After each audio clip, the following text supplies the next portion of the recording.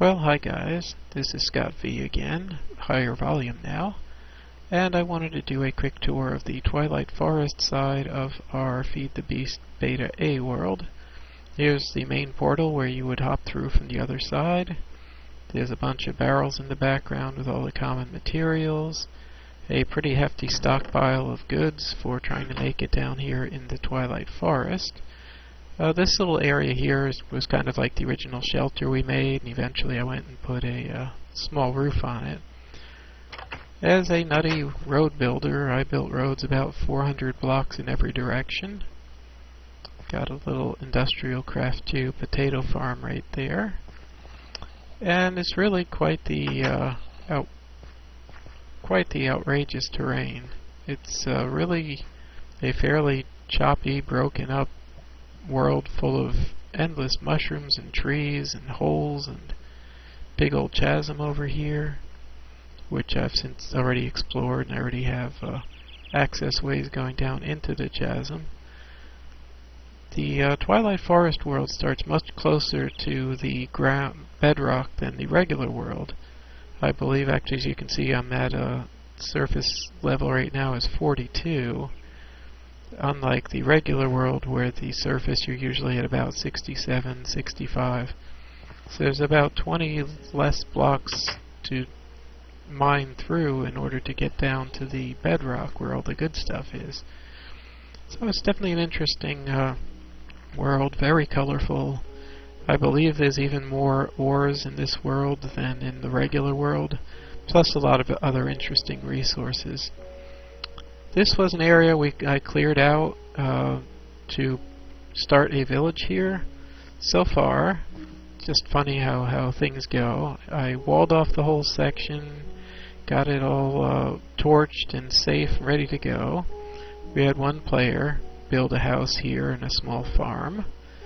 And then the next player came on down and figured he wanted to build way out here, outside of the safe zone. Which is kind of okay, you know, everyone's up to their own things. He's been having a lot of fun up here. He's built a gigantic glass-filled fortress up on top of all of these mushrooms. And that's kind of fun. But of course, you know, that's up for the players to show off their own creations. One thing that we ended up doing after I finally got used to the Mistcraft way of connecting places together was I built a warp station, essentially a pretty big collection of Mistcraft books that go to all kinds of places. One of the quirks with the Mistcraft books is, unless you have the really expensive link modifier, a Mistcraft book cannot link to a place in the same dimension. So every one of these points, the Twilight Hub links to all the places that are not in the Twilight Forest, so it's a little bit odd. This will take me to the overworld wastelands. Hey, Mr. Bat, what you doing? Whoa!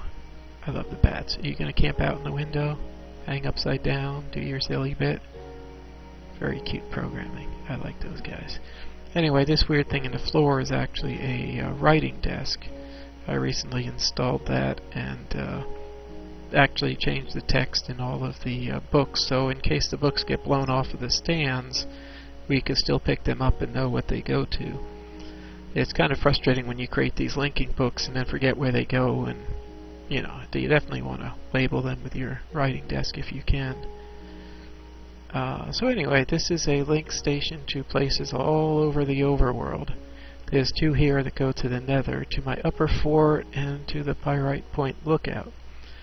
And I've also, on the other side of the Twilight portal, is likewise on the overworld, is a bunch of Mistcraft links to all of the cool parts of the Twilight Forest, which you should be seeing that soon, because I'm going to take you on a tour of all of those cool places. Now, one thing I found out early on is that solar power is useless in the Twilight Forest. You know, I wanted to build, I'm kind of the pioneer. I'll go and settle an area and then set up a basic power grid for users to play with. And in this case, solar's no good, so I tried to build a biomass power station. And it's actually a very interesting construction. Here's a railcraft water tank that's full at the moment, especially in the rain. It picks up a lot of water from the environment. Over here is a railcraft giant iron tank, which is currently about half full of biomass. Just wanted to give you a glimpse of that before I show you the process upstairs. Now, once again, one of the players who isn't into all this machinery has asked why I'm always building this super complex stuff. But in a lot of cases, this is really just the simplest way to actually get these things done. What we have here, it looks complex right away, but what we have here is basically a source of power, and it's just powering 3 fermenters. There's 1, 2, and 3 fermenters. Currently, they're out of raw materials to make biomass. You'd put wheat and plant balls and all that stuff in this slot, and they draw their water constantly from the big water tank over there, so they're never going to run out of water. This little guy squeezes apples into apple juice. Every now and then, when that gets full, I'll turn the water off here. All I have to do is hit this iron pipe, and it will switch the flow off. And then when this thing is out of water, I'll give it a tank full of apple juice to get the 50% boost in output. But for the most part, you just have a couple of engines here. You got the water coming in, and all 3 fermenters output biomass into the giant tank, which is right here. And the tank currently has 552 buckets of biomass in there, which is rather a bit. It's quite a hoard. But I leave these engines on. The redstone engines they're all set up and ready to optimum, suck everything out at the optimum rate. Just as an example, I should have brought some wheat and stuff, but that would involve being more organized than I am. Just for example, you throw a plant ball in there, and here's the material getting used up, and here's the biomass coming out and going into the tank. It's really quite a neat system. Now, from the tank, the idea is that biomass is good for a certain amount of fuel, and in fact, this first engine over there runs off of it. Now, it would be great if everything could be automated, but as complicated as it is, oh man, to try to automate all of this, I would need to put yet another pipe over here to automatically refuel this guy. But every now and then I just get up here and play with the buckets, refill things. Now the next step of the process from your biomass is to make biofuel. And while I sometimes do the bucket brigade also, for that I might as well turn this on. And where the biomass gets turned into biofuel is in this still right here. And you will see that the still goes into a couple of regular old-fashioned tanks full of biomass. And in a moment these are tanks of biofuel. In a moment here comes the biomass from down below, comes up the pipes, goes into the still, and you can see it over here. It's filling up the biomass section.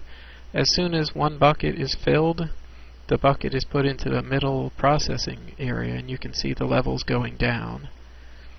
And when that's completely cooked, it will go into this area over here of biofuel and fill that up.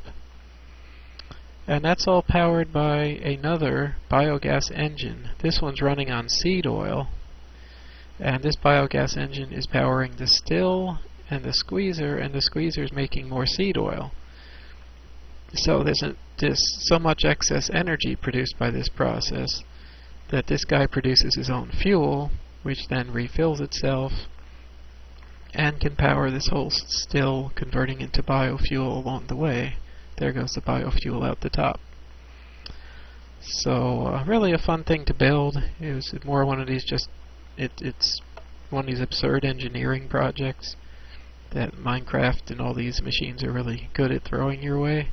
So okay, now the still is full. So let me go turn off the flow. And as I say, every now and then I'll use a few buckets for that. But sometimes I'll just turn on the pump and pump a whole batch up here. Now, what good is the biofuel? Well, the biofuel, once it's up there, I can pump it from there into a biogenerator. We don't currently need more in there. But the biogenerator is a neat item because it produces industrial craft power. So each bucket is good for, I don't know, 20 or 30,000 EU of power, and that keeps my MFE power supply completely full. So I've got to say the whole biomass biofuel system is really not easy to build and maintain and automate, but you know, it gives me a certain amount of power. It's pretty overwhelming here. 500 buckets of that, probably 40 buckets of biofuel, and it's really nice whenever for example, my mining laser is getting low. So what I can do, I can charge this up, and as soon as the power level drops in here, the biogenerator immediately kicks in some of its power. So as you can see, if I take this out, the levels immediately start to recharge. So it's certainly not as easy as throwing up a solar panel or two, but considering that the Twilight Forest is like one gigantic heap of potential biomass, with all the thousands of trees and mushrooms you can turn into biomass, it just makes sense for the Twilight Forest to have a biomass power plant. And like I say, once this is the load is taken off, it recharges itself from the biogenerator, which just when the power levels go down on the right hand side, it loads another bucket of biofuel, burns it, and if the biogenerator runs out of biofuel, I'll just suck another couple units out of the tank. If the tank runs short, I'll just send some more stuff into the biomass generator. Really, I thought was quite a fun system to put together. But let me do a quick tour of some of the other fun parts of the network. And to do this, the Mistcraft books are really a whole lot of fun. They really simplify travel immensely. Here is the original little tiny there's a duck. Okay, there's a duck. Yeah, folks, there's a duck in my Twilight portal. He should be all sparkly and shiny now. Anyway, this started off as just a simple little fence, and I've since built some protection around it, some redwood, fun roof patterns. But what this is now it's a hub to all of the most fun parts and all the parts we've discovered of the Twilight Forest dimension. Our first one was to the Lich Castle, which we've cleared out, we did a video about. The next one was to the Dark Forest, which is a very creepy, dangerous place. Let me do a quick rundown there. You right click on the book, left click on the big black square, and poof, I'm back in the Twilight Forest. I am in our there's a good waypoint for you, the Dark Forest Mess. Okay, that's where we are. This is our little shack in the Dark Forest, and as you can see, I always put a book to get back to the hub. Now, the Dark Forest is a dark and dangerous place, not surprisingly. Now, Ruddamouse came in here, and he and Iceman did a heck of a job clearing away and making this safe. The first few times we came out here, we just got our butts kicked. We were just obliterated by monsters coming out of the woodwork. And what we've done since then, we've actually gone down into this chasm, which is quite the sight. And this here is from factorization. This chasm was so dark and dreary, the torches would just not cut it. So I put a wrath lamp here from the factorization mod, and immediately it lit up the entire chasm. Really, really a good little tool. If you've got the goods to make them, the wrath lamp is designed for lighting up entire chasms. And we've been on really long expeditions down there and cleared most of it out. What's kind of bizarre about it is even though this chasm looks from up top like it's very well lit, once you get to the bottom it's just as dark and you can't even see the wrath lamp from down there. So there's it messes with your head a little bit, but the wrath lamp from up top when you're first going down into a place really does a superb job of lighting it up. I don't recognize this bridge, I don't know where it goes, but you know, there's other people on here playing. I'm sure they've had fun extending it and exploring off in that direction. Now the next thing is a rather strange artifact. We built this house, by the way, after clearing out tons and tons of this wood. This is partly oak wood, it's trimmed with dark forest wood, and it's just a little piece of safety in a big scary place. Now I came in here, this dark forest stuff is much tougher than normal leaves. It's designed, obviously the mod maker really didn't want you to come in here and remove it. It's super hard to make any real dent in this dark forest, and it's usually swarming with mobs. Finally I came in here with a mining laser on scattershot mode and explosive mode, and I was able to make a dent, but that is about it. These dark forests are incredibly tough, difficult to drill through, and as I say, swarming with mobs. Now, here is something that Ruddamouse discovered and made this a highly strange road to get there. But I think you'll find that once you get there, it's totally worth it. And this walk also gives you an idea of just how much of a battle it is to salvage any land from the vicious dark forest. It is swarming with spiders and goblins. Personally, I got whacked by an Enderman. I was just attacking a little tiny Care Bear, and I accidentally hit an Enderman my first time here. And there's a skeleton. And the Enderman kicked my butt. And I had to go spawn again, come back and get all my gear. Anyway, it is just epic fight when you're down here in the dark forest. And it's very enormous. The canopy is 100% complete coverage, so it's as dark as night in here. So yeah, it takes several hundred of these torches to make anything remotely safe and habitable. And the woods around it are still full of spiders and junk, so it is really not safe. But at the end of this road, little baby chicken, at the end of this road is something that's so much fun. I'm so glad Rut found this and we went on a expedition together. I'm getting hit by stuff. So I'm so glad we went on expeditions. Oh, we're getting closer. Holy cow, what are these weird noises?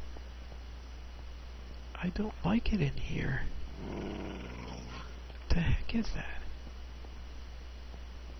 I've never heard that noise before. Okay, well, let's just get where we're going, hopefully in one piece. Dark Forest is a very large biome, very dangerous, very well coded. It's fireproof, it's blast proof. Even if it gets hit by lightning, the flames just go out. It's very well taken care of. You can imagine if fire was allowed to run rampant in the dark forest, that would be really a mess. Anyway, once again, there's a link back to the overworld. And yes, there is a book link to get to this point. I just wanted to show you the other one as well. Now, this was fun. And again, Rut discovered this and marked it as Horror Awaits. And it is a Lich Tower growing up through the dark forest canopy, and probably still got all kinds of nasty surprises. See, here we go. Here's the canopy. How funny is that? So what you've got here is multiple conflicting mods. Actually, they're both part of the Twilight Forest mod. It's just conflicting biomes. It's such a bizarre mix of things where literally you've got a floor and then you've got the canopy. And here is the main main drag going up spiral stairs to the Lich, which we have kicked his butt and we filmed it, and we'll probably have another segment on that soon. But again, even here there's trees going up through the ground. If you think a regular Lich Tower is dangerous enough, here we go, it goes up through another tree. In case a regular Lich Tower is not dangerous enough, this is one that's intersecting the Dark Forest canopy, and it's just all kinds of bizarre. Now, is this the one that leads outside? Just to show how weird this is, here's the canopy. And there is the rest of the Lich Tower, just towering and towering overhead. All kinds of funny little extensions and arms and sub-towers and places to get lost. But definitely one of the more fun parts in the more fun and unexpected things that we never thought we'd see. The Lich Tower going up through the canopy of a dark forest. And we've been all the way to the top. We kicked the Lich's butt, and we won the day. And it's actually even more bizarre than this, because wait till you see what's up at the top of one of these other towers. Just when you think you've seen everything, the modders put you on your toes, either deliberately or accidentally, as the case may be. Let me get back to the main. Let's see, I have to hop over the little tree to get to the stone steps, which are heavily patched after our epic battle with this guy. This time, to take out the Lich a little faster, I brought my trusty mining laser. I set it to explosive mode. I let the Lich have it. Unfortunately, I blew out almost the entire top floor of the building when I did that, so there's major repair work up here. As you can see, here's some really pretty views. Really strange. Each of these towers has got a different sort of thing. That one's got vines hanging down. Another one has stalactites that are lit by... well, this one has a tree in the middle. And up at the top there's different types of metal blocks hanging from the ceiling by iron fences. Glass blocks and glowstone blocks as well. So it's very, very creative area. Fun to explore. Of course, when there were monsters coming out of every one of these passages, it was a little less fun to explore, but nevertheless, very pretty creation. And we're almost at the top. Just to show the results. Here's all the floor that I had to repair after accidentally blowing it to smithereens. One of these, this entire wall was blown out. Unfortunately, one of our guys fell through the floor and died as a result. But heck of a battle, heck of a battle. And here you go, access to the roof of the Lich Tower. And of all the freakish, wacky things, there is an oil well coming out of the roof of the Lich Tower. We just cracked up when we saw that. It's like, what is this poor code trying to do? Yes, this is super dangerous. I probably shouldn't be up here on the edge. But somehow I thought I made steps to get up there. Huh. Well, up there. Anyway, I can show you from down here. And lesson learned, somehow I did not die from that enormous fall. Wonder if my nano armor took all that. No, hardly any damage. I suppose landing on the canopy leaves has got some sort of damage reduction. But that is just overwhelmingly strange. What the hell is that? Something you'd never thought you would see. A dark forest canopy with a Lich castle growing out of it, with an oil well on top, dripping down here and making an awful mess. And if that's not the weirdest thing, I don't know what is. I have no idea what this is. That makes no sense. Oh, I know what that is. That is a player misbehaving. It's a player, obviously just elevatored up there. to try to check something out, but he used wood and then leaves to elevator up to a window to check out one tower we couldn't get to from the outside. Anyway, the Dark Forest is quite awesome. It's enormous, it's dangerous.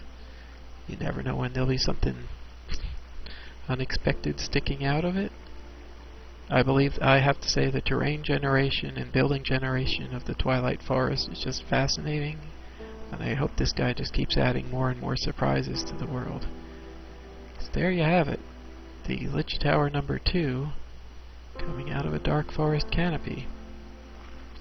Now I'm gonna run back inside, take the warp back. Oh, this is funny. This was after one of the guys fell. While exploring the oil, one of the guys fell down onto the canopy, so I quickly blasted out a chunk of wall, put some stairs in so he could get back inside, because there were monsters out there. That was kind of funny. Anyway, things just evolved in such a strange way in the game.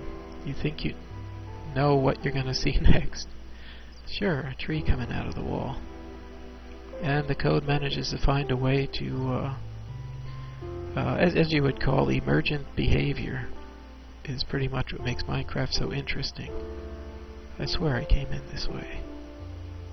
But it's the emergent behavior where you have a bunch of different code that's written more or less independently. And it's when the code gets together and produces things that nobody ever predicted it would do. That's where you get these emergent behaviors from. I swear I came in this way. Anyway, that's what makes Minecraft pretty much so interesting, that all the different modders keep coming up with more and more interesting stuff. Oh yeah, the 2 torches marks the way out. Through the room of half-exploded books. Back down. And I believe we fought about 30 or 40 mobs in there, plus the Lich. It was really quite a episode. Let me head back to the overworld hub here. As you can see, there is a book directly to the Dark Forest Lich Castle. But for now, let me end this video here, and I'll do a second one showing you a couple more of these landmarks. I will talk to you later.